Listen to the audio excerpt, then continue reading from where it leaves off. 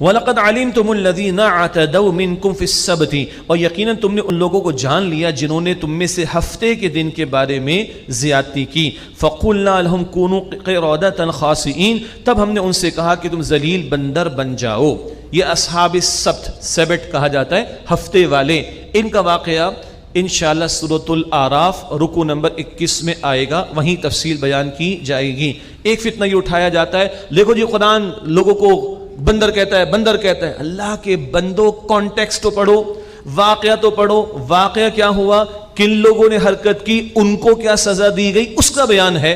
Out of context کوٹ کیا جاتا ہے، اور پھر ڈچ قسم کے لوگ، ڈچ لوگ جو ہے وہ ایک وہ فتنہ کے نام سے ایک سو کالڈ مووی سی بناتے اور ہمارے ذہنوں کو خراب کرتے. معاذ اللہ، اللہ ان تمام فتنوں سے، اور فتنہ ایک چھوٹی سی مووی بنائی گئی تھی، اللہ ہم سب کی حفاظت فرمائے. Out of reference context, out of context quote کر کے شرارتیں کی جاتی ہیں. بہرحال ہم نے جواب دینا ہے. یہ اشارے میں اس لیے کر رہا ہوں، اللہ ہم سے پوچھے گا، ہم پڑھے لکھے لوگ ہیں، ہم دنیا میں جا رہے ہیں، دنیا میں ریپرزنٹیشن دے رہے ہیں. ہمارے بچے دنیا کے کونے میں جا کر میڈلز لے لیں، ہمارے بچے جا کر جو ہے وہ سرٹیفکیشن لے رہے ہیں. اللہ پوچھے گا تم نے میری کتاب کو ڈیفینڈ کیا کہ نہیں، تم نے میری کتاب کو ریپرزینٹ کیا کہ نہیں، تم نے ایمان والوں پر اٹھنے والے اعتراضات کا جواب دیا کہ نہیں دیا. ہمارے بچوں میں بڑی صلاحیت ہے، ینگسٹرز کی میں بات کر رہا ہوں، اللہ انہیں قبول فرمائے اپنے دین کی خدمت کے لیے.